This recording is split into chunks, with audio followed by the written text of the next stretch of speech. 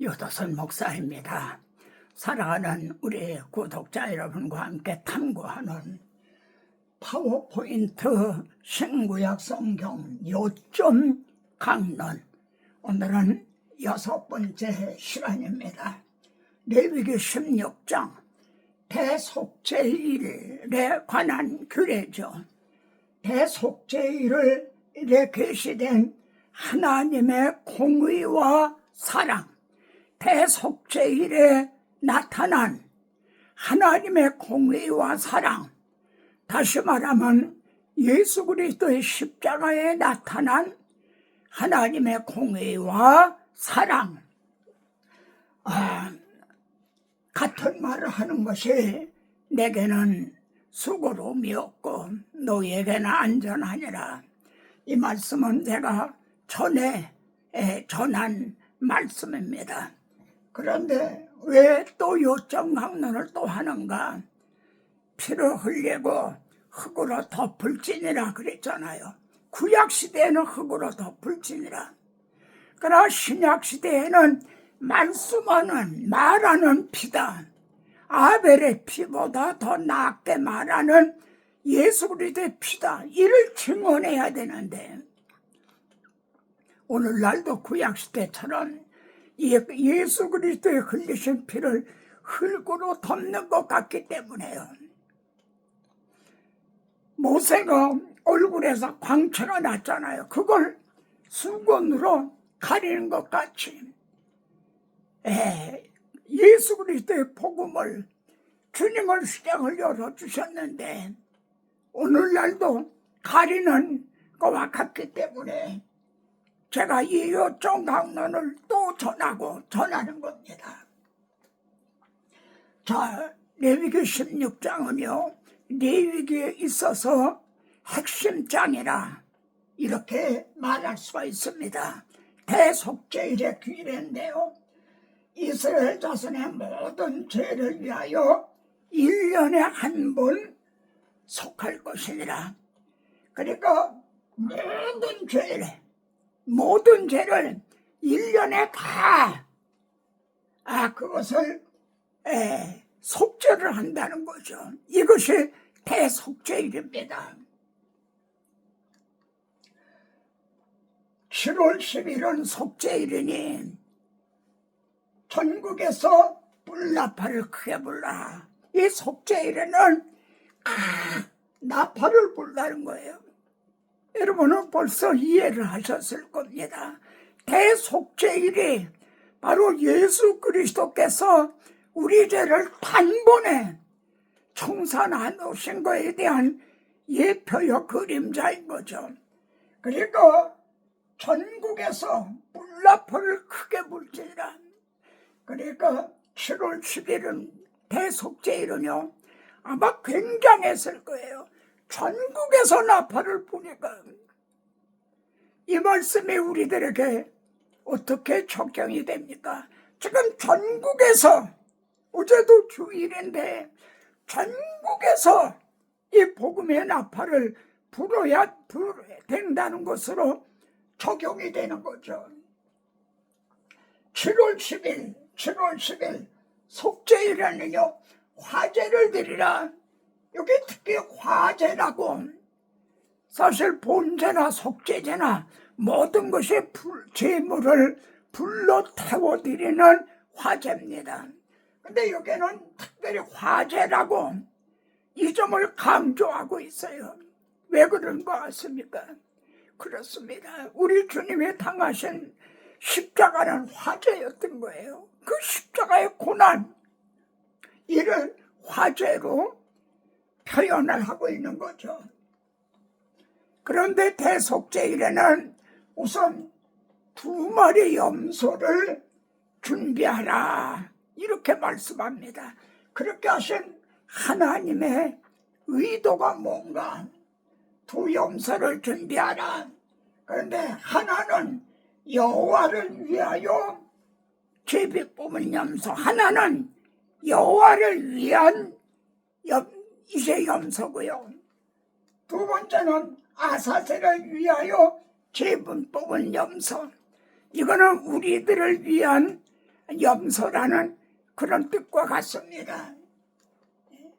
여호와를 위하여, 아세스를 위하여 이렇게 두 마리가 이렇게 준비를 했는데요. 왜 여호와를 위하여라는 말은 뭔가, 자기도 위로우시며 하나님도 위로우시며 한 하나님의 공의를 위해서, 그래서 여호와를 위한 염소라. 우리 주님의 십자가를 주신 것은 하나님의 위로우심, 하나님의 공의를 위해서요. 그리고 예수 믿는 자를 의롭다게 하심이라. 이것이 아사셀을 위한 염소라고 할 수 있죠. 아사셀은 보냈다, 이런 뜻입니다. 우리 죄를 멀리 보냈다, 그런 뜻이에요. 그러니까 주님이 주신 십자가에는 하나님도 의로우시며, 그리고 또 우리를 의롭다고 여겨주시기 위해서라다. 이것이 하나님의 공의와 하나님의 사랑인 거죠. 주님의 십자가에는 이 두 방면에 진리가 있다는 점. 그런데 속죄 피를 가지고 성소에 들어가서 속죄 제물을 잡으면 피를 흘리잖아요. 그런데 그 피를 가지고 지성소에 들어가서 여호와를 위하여 제본 염소를 속죄대로 드리고, 그리고 백성을 위한 속죄제 염소를 잡아, 그래서 피를 흘렸단 말이에요. 제물이 피를 흘렸어요. 그 피를 가지고 휴장 안에 들어가서, 그러니까 지성소에 들어가는 거죠. 이것이 1년에 한 번.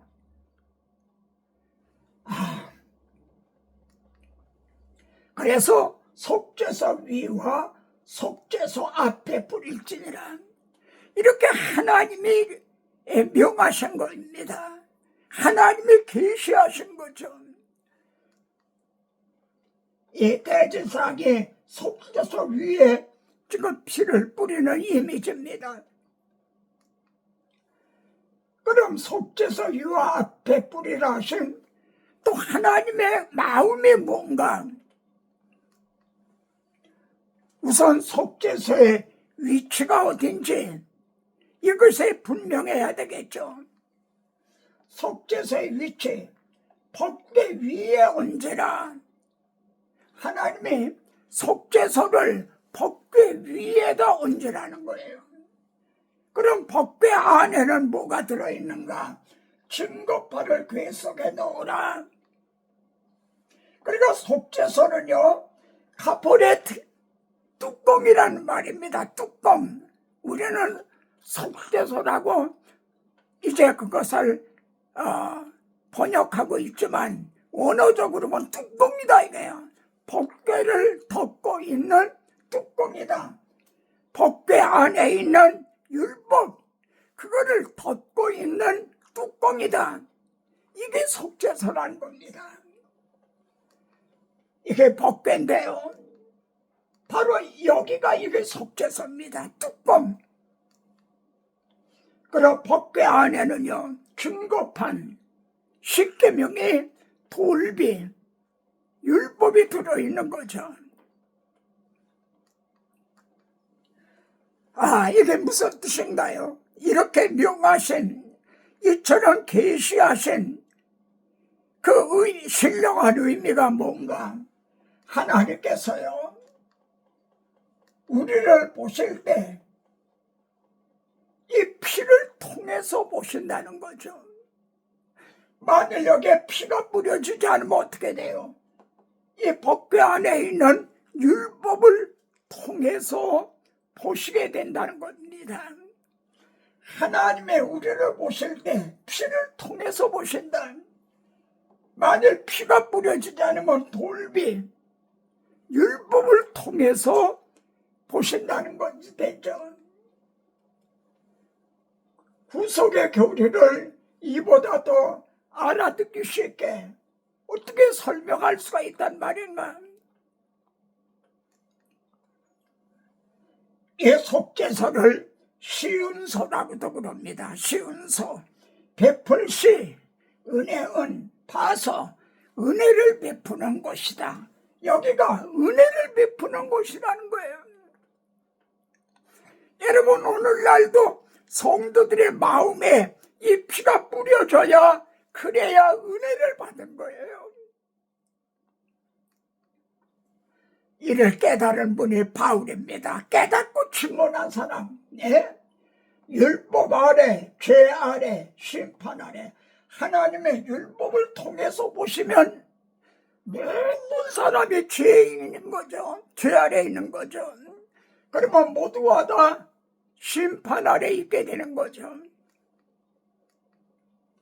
아래란 언더, 지시야. 이 아래란 하나님께서 우리를 보실 때 무엇을 통해서 보시는가, 그것을 의미합니다. 율법을 통해서 보시느냐, 이 시은소에 뿌려진 피를 통해서 보시느냐, 이를 의미합니다. 여러분, 출애굽 당시에도요, 출애굽의 6월절도 동일한 일관된 진리예요. 그래서 성경은 정말 믿보다 이 말이요, 믿을 만한 하나님의 말씀 계시라는 거죠. 자, 6월절의 피를 말입니다. 문인방과 문설주에 뿌리라. 그리고 백성들은 그 안에 있는 거예요. 한 사람도 밖에 나가지 말라. 그 피가 뿌려진 그 안에 있어야만 된다 이거예요. 밖에는 안전지대가 아니다. 그 피가 너희가 사는 집에 있어서 너희를 위하여 표적이 될지라. 표적이 될지라. 무슨 표적입니까? 이 집은 이미 심판을 받았다. 저 피를 봐라. 이 집은 벌써 죽임을 당했다는 거예요. 저 피가 말해주고 있다. 그래서 그리스도 예수 안에 있는 자에게는 결코 정죄함이 없다 하는 게 그겁니다. 내가 그 피를 6월절 그 향해 피를 볼 때에 내가 너를 넘어서 가리라. 내가 그 피를 볼 때에, 그래서 이게 여호와를 위하여, 하나님의 공의를 위하여, 그리고 넘어가신다. 이게 우리들의 위한 사랑인 거죠. 아사셀을 위한 염소입니다. 두 마리 중에 하나는 속죄제를 드렸어요. 근데 하나는 아사셀을 위한 염소. 대제사장이요, 염소의 머리에 두 손을 얹고 백성들의 모든 불의, 모든 죄를 다 내고 그에게다 짊어지는 거죠. 그 죄를 염소의 머리에 두어 광야에 보낼지니라. 염소에게 다 걸머져서 광야로 보내라. 이 말씀에 근거해서 세례 요한은 보라, 세상 죄를 지고 가는 하나님의 어린 양이로다, 이렇게 증언을 한 거죠. 이 말씀에 근거해서 말입니다.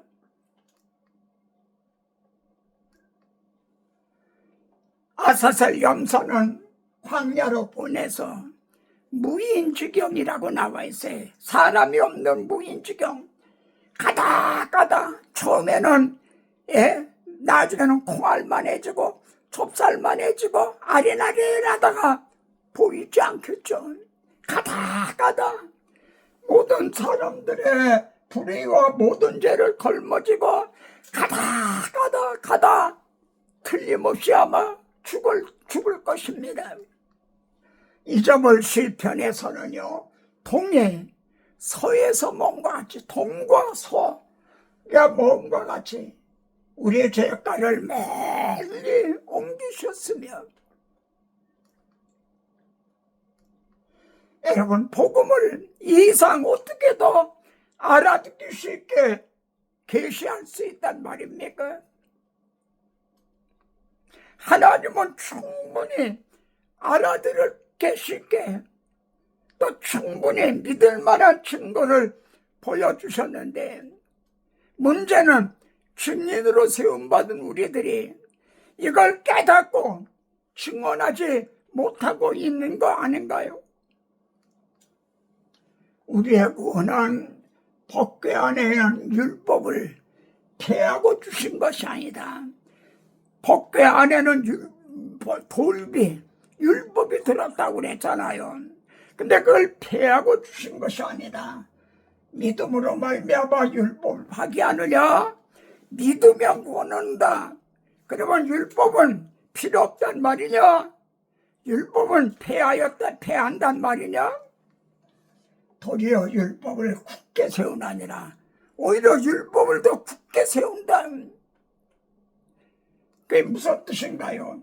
예수는 우리가 범죄한 것 때문에 내주게 되고, 율법은요, 저 간음 현장에서 끌려온 저 여자를 돌로 치라. 율법은 그랬어요. 나를 끌어내라. 저 죄인을 끌어내라. 그런데 하나님은 그 여자를 뒤로 숨기시고, 나도 너를 정죄하지 않으니, 주님이 대신 정죄를 받으신 거죠.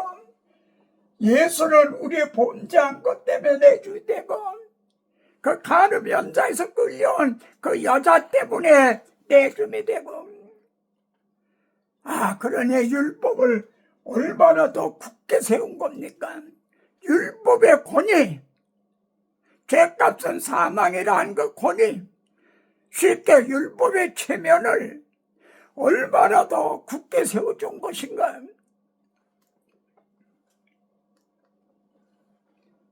그런데 로마서에서는요, 율법이 할 수 없는 그것을 하나님은 하시나니 그럽니다. 여러분, 율법이 할 수 없는 그것이 뭡니까? 율법이 할 수 없는 그건 우리를 의롭다고 여겨주는 일을 못하죠. 우리들을 구원하는 일을 못하죠. 우리 죄를 해결해주는 그 일을 못하죠. 율법은 정죄하는 일을 하죠. 근데 율법에 책임이 있는 게 아니라 우리가 육신이 연약해서 율법을 온전히 행할 수 없는 우리에게 책임이 있다는 거죠. 율법의 잘못이 아니다. 그걸 행할 수 없는 육신이 연약한 우리가 문제인 거다. 그러면 하나님은 어떤 방도로 행해 주셨나요? 율법이 할 수 없는 그것을 하나님은 하시나니 어떤 방도로 행해 주셨나요? 자기 아들을 육신의 모양으로 보내요. 육신을 입고 보내서 육신의 죄를 정하사 정죄가 되는 거죠. 우리 대신 자기 아들을 정죄하셨다는 겁니다. 이것이 여호와를 위한 염소, 하나님의 공의를 위해서라는 거죠.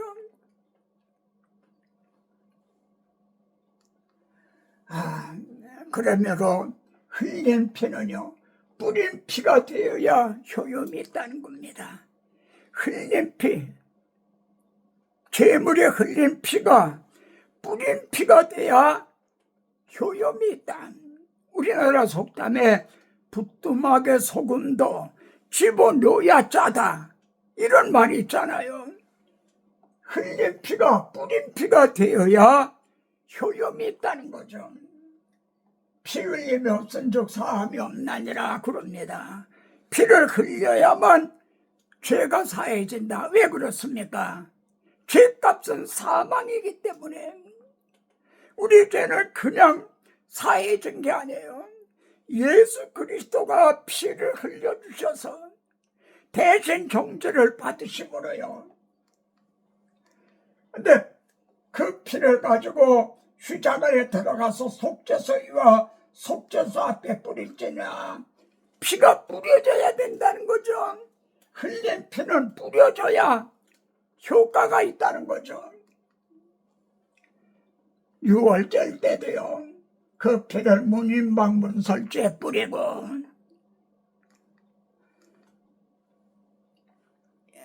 이를 사도 베드로는요, 예수 그리스도의 피 뿌림으로 얻기 위하여 택하심을 받은 자들이라. 그리스도인은 누구들인가? 예수 그리스도의 피 뿌림을 얻기 위하여 택하심을 받은 자들이다. 피는 하나님의 아들 예수 그리스도가 피를 흘려주셨죠. 출애굽 당시에 6월절 양의 피를 흘려주었죠. 누가 피를 흘렸죠? 근데 누가 피를 뿌려야 되는 거죠? 오늘날은 누가 피를 뿌려야 되는 겁니까? 설교자가 강단에서 이 대속죄일의 이 복음 이를 증언하면 성령께서 듣는 자들에게 믿음을 주시고 거듭나게 하시고 그 피가 마음에 뿌려지게 하시는 거죠. 하나님의 사랑이 마음에 부어지는 거죠. 새 언약의 마음에 기록이 되는 거죠. 분명합니까?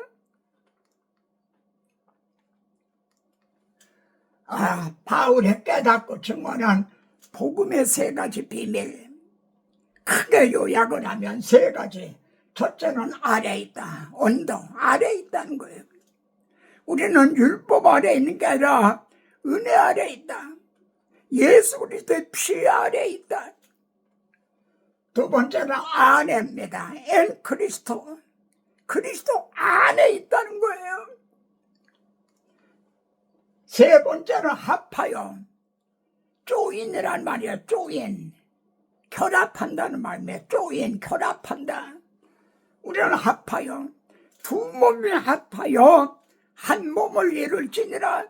예수 그리스도와 둘이 합하여졌다는 게 조인이든 이미 이루어 주셨어요. 그렇게. 첫째, 아래는요, 제가 너희를 주장하지 못하려니 너희가 법 아래 있지 아니하고 은혜 아래 있습니다. 이것이 아래입니다. 우리는 은혜 아래 있다. 피 아래 있다. 십자가 아래 있다. 두 번째로 안에입니다. 그리스도 예수 아래 있는 자에게는 결코 정죄함이 없나니라. 결코 정죄함이 없어요. 단 예수 그리스도 안에 있는 자만이, 피가 뿌려진 대문 안에 있는 자만이, 거기가 피단초고 도피성인 거죠. 세 번째는 아내와 합하여 한 몸을 이룰지니라. 이 비밀이 크다. 하나님께서 우리를 예수 그리스도와 합하여 하나가 되게 하셨어요. 나는 주님 안에, 주님은 내 안에. 이것이 연합교리입니다. 주일날만 합했다가 월요일부터 토요일날은 떨어졌다가 또 주일날 합하고, 그게 아니에요.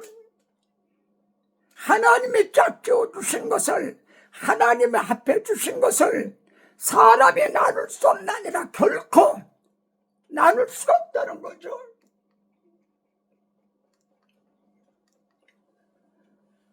저격입니다. 아론의 두 아들이 여호와 앞에 나아가다가 죽은 후에 분향을 하다가 죽었죠. 기도를 드리다가 죽었죠. 예배를 드리다가 죽었죠. 지금은 기도 드리다 죽는 사람 없어요. 예배 드리다 죽는 사람 없어요. 이걸 예시적이라고 그럽니다. 미리 보여주셨다. 지금은 아니지만 심판날에는 그걸 정죄한다는 겁니다. 책임을 묻는다는 겁니다. 그 피를 가지고 휘장 안에 들어가서 지성소에 들어가는 거예요. 그러면 이 말씀에 우리들에게는 어떻게 적용이 되나요?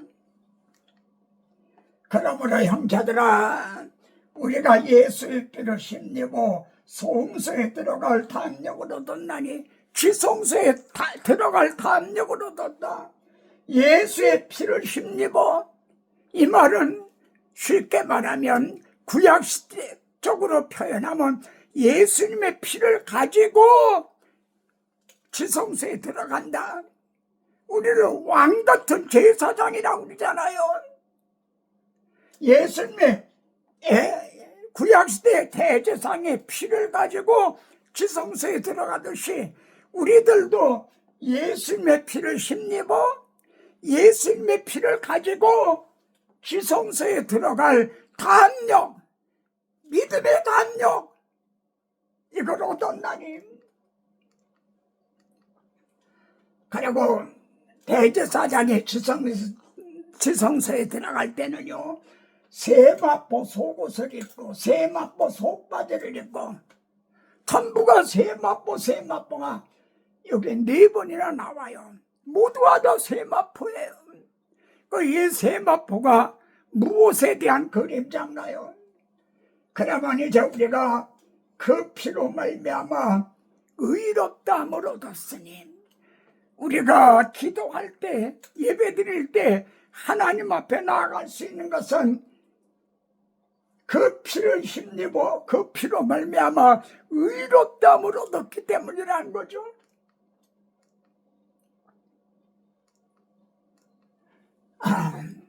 간추려 봅니다.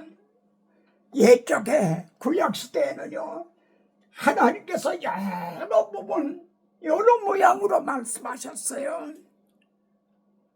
첫째, 중요하기 때문이죠.